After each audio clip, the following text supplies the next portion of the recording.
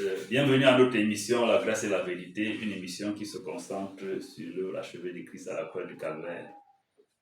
Nous sommes très enthousiastes de partager avec vous les vérités que le Seigneur nous a permis de découvrir. Et je m'appelle Innocent Némofan, je suis le missionnaire numéro 1 de la communauté missionnaire chrétienne internationale au Burkina Faso.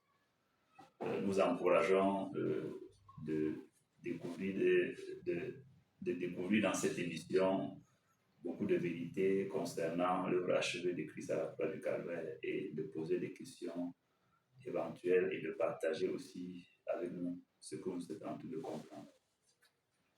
Cette émission d'aujourd'hui s'intitule « Tout est accompli ». Nous allons lire d'abord Jean chapitre 19, verset 30. Quand Jésus eut pris le vinaigre, il dit « Tout est accompli » et en baissant la tête, il rendit l'esprit. Lorsque le Seigneur Jésus-Christ, suspendu sur la croix du Calvaire, a déclaré « Tout est accompli », qu'est-ce qu'il voulait réellement dire? Nous allons lire davantage pour découvrir ce qu'il voulait réellement dire, Ésaïe 53, à partir du verset 4 jusqu'au verset 6. Cependant, ce sont nos souffrances qu'il a portées, c'est de nos douleurs qu'il s'est chargé, et nous l'avons considéré comme puni, frappé de Dieu et humilié. Mais il était blessé pour nos péchés, brisé pour nos iniquités. Le châtiment qui nous donne la paix est tombé sur lui, et c'est par ce meurtrissure que nous sommes guéris. Nous étions tous errants comme des brebis, chacun suivait sa propre voie, et l'Éternel a fait retomber sur lui l'iniquité de nous tous. Nous apprenons que le Seigneur Jésus sur la croix a été chargé de nos péchés, de nos maladies, de nos infirmités, de nos douleurs et de nos souffrances. Nous apprenons dans ce même passage de Ésaïe 53, versets 4 à 6, que le châtiment qui nous donne la paix est tombé sur Jésus et qu'il a payé pour notre guérison en recevant des coups de fouet sur son dos. Nous allons lire également Jean chapitre 19, le verset 24, 23 à 24.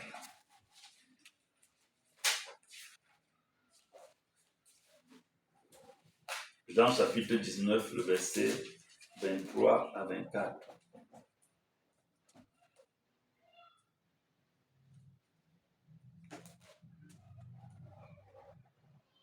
Les soldats, après avoir crucifié Jésus, prirent ses vêtements et ils en firent 4 parts, une part pour chaque soldat. Il prit aussi sa tunique qui était sans couture, d'un seul tissu, depuis le haut jusqu'en bas, et il dit entre eux,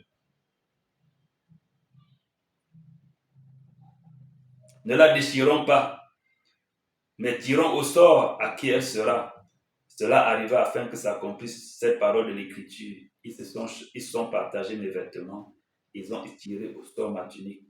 Voilà ce que firent les soldats. Dans Jean 19, également le verset 28, nous lisons, « Après cela, Jésus, qui savait que tout était déjà consommé, dit, afin que l'Écriture fût accomplie, j'ai soif. » Nous apprenons par ces passages que Jésus est mort nu sur la croix et qu'il a eu soif, ce qui signifie qu'il a pris la honte et la pauvreté de toute l'humanité. Donc Jésus sur la croix a pris la honte de toute l'humanité. Jésus sur la croix s'est fait pauvre à la place de chaque être humain. Il a pris notre pauvreté pour nous donner sa richesse. Dans Jean 19, le verset 34, nous lisons également que « Mais un des soldats lui perça le côté avec une lance, et aussitôt il sortit du sang et de l'eau. » Ce passage parle du soldat qui a percé le côté de Jésus, et le sang et l'eau sont sortis. Donc, sur la base de tous ces passages, ce que nous avons lu dans Ésaïe 53, ce que nous venons de lire dans Jean 19, sur la base de tous ces passages-là que nous venons de considérer, il est clair que lorsque Jésus dit que tout est accompli, il voulait déclarer les choses suivantes. Premièrement, il voulait déclarer qu'il a tout accompli pour le pardon des péchés de toute l'humanité et qu'il n'y a rien à y ajouter. Deuxièmement, il voulait déclarer qu'il a tout accompli pour la guérison des maladies, des infirmités et qu'il n'y a rien à y ajouter. Troisièmement, il voulait déclarer qu'il a tout accompli pour la prospérité de l'humanité et qu'il n'y a rien à y ajouter. Quatrièmement, il voulait déclarer qu'il a tout accompli pour que chaque être humain ait une vie glorieuse et qu'il n'y a rien à y ajouter. Sixièmement, il voulait déclarer qu'il a tout accompli pour la délivrance de chaque être humain de l'emprise des démons et qu'il n'y a rien à y ajouter. Septièmement, il voulait déclarer qu'il a tout accompli pour la protection et la sécurité de l'humanité et qu'il n'y a rien à y ajouter. C'est comme un peintre qui a achevé de peindre parfaitement un tableau de manière qu'un coup de pinceau supplémentaire transformerait son chef-d'œuvre en échec. Donc, ce que Jésus-Christ a fait à la croix du Calvaire est tellement complète que vouloir ajouter quelque chose à ce qu'il a fait, c'est vouloir ternir son œuvre. Ce que Jésus-Christ a accompli dans sa crucifixion, sa mort et sa résurrection est suffisant pour que Dieu le Père donne le pardon des péchés, la guérison, la délivrance, le succès, la victoire, la protection, la prospérité et toutes les autres bénédictions.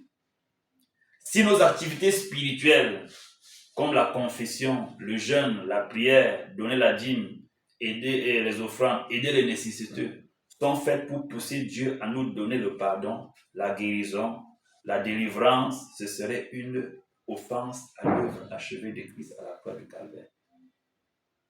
Je reprends. Si nos activités spirituelles, comme la confession des péchés, le jeûne, la prière, la méditation de la parole de Dieu, l'étude de la parole de Dieu, donner aux pauvres, donner à Dieu, aimer notre prochain, si ces activités sont faites dans le but de pousser Dieu à intervenir dans notre vie, c'est une offense à l'œuvre achevée de Christ à la croix du Calvaire. La foi en Jésus et en son œuvre achevée à la croix est la seule réponse que Dieu attend de l'homme pour recevoir tout ce qu'il a donné en Christ Jésus. Je reprends. La foi en Jésus et en son œuvre achevée à la croix du Calvaire est la seule réponse que Dieu attend de l'homme pour recevoir tout ce qu'il nous a donné en Christ Jésus. Si nos activités spirituelles sont une démonstration de notre foi en l'œuvre achevée de Christ, elles sont agréables à Dieu. Nos activités spirituelles comme le jeûne, la prière, la lecture biblique, la méditation de la parole de Dieu, la communion fraternelle, donner les dîmes, donner les offrandes, donner l'aumône, nous aident à découvrir davantage ce que le Seigneur a accompli pour nous. Et ces activités spirituelles nous apprennent à recevoir tout ce que Dieu nous a donné gratuitement en Jésus-Christ. Donc, il n'y a plus rien que l'homme a à faire pour convaincre ou pousser Dieu à agir, à intervenir, vu que son Fils, à la croix du Calvaire, a déjà tout fait. Dieu a répondu à ce que Jésus-Christ a fait à la croix du Calvaire en nous donnant tout ce qui est nécessaire à la vie, à la piété, selon 2 Pierre chapitre 1, verset 3. Comme sa divine puissance nous a donné tout ce qui contribue à la vie, à la piété, au moyen de la connaissance de celui qui nous a appelés par sa propre gloire et par sa vertu. Donc, arrêtons d'essayer de manipuler Dieu ou de tordre son bras par nos jeûnes et prières et allons à la découverte de tout ce que Jésus a accompli, puis croyons pour jouir des bienfaits de l'œuvre achevée de Christ à la croix du Calvaire. Donc, cette émission, c'est pour pouvoir nous montrer que ce que Jésus-Christ a fait est suffisant pour que Dieu nous donne tout ce que nous avons besoin. Il a tout accompli. Nous devons arrêter d'essayer de manipuler Dieu. Arrêter d'essayer de tordre le doigt de Dieu, de pousser Dieu, d'obliger Dieu à faire quoi que ce soit. Nous devons, au contraire, chercher à découvrir ce que Jésus-Christ Dieu nous a déjà donné à cause de ce que Jésus-Christ a fait. nous devons également apprendre à recevoir ce que Dieu nous a donné à cause de l'œuvre achevée de Jésus-Christ à la croix du Calvaire. Donc, tout est accompli. Mes frères et sœurs, ce que Jésus-Christ a fait à la croix du Calvaire a satisfait le cœur de Dieu. Dieu a vu qu'il a tout accompli. Nous ne pouvons pas améliorer l'œuvre de Jésus. Nous ne pouvons pas ajouter à ce que Jésus-Christ a fait.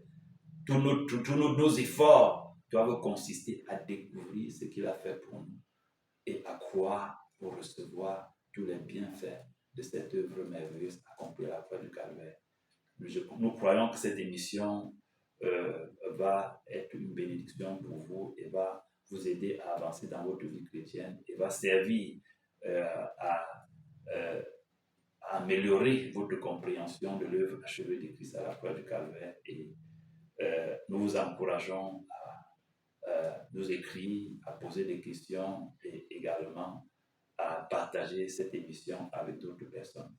Que Dieu vous bénisse et à très bientôt. Shalom.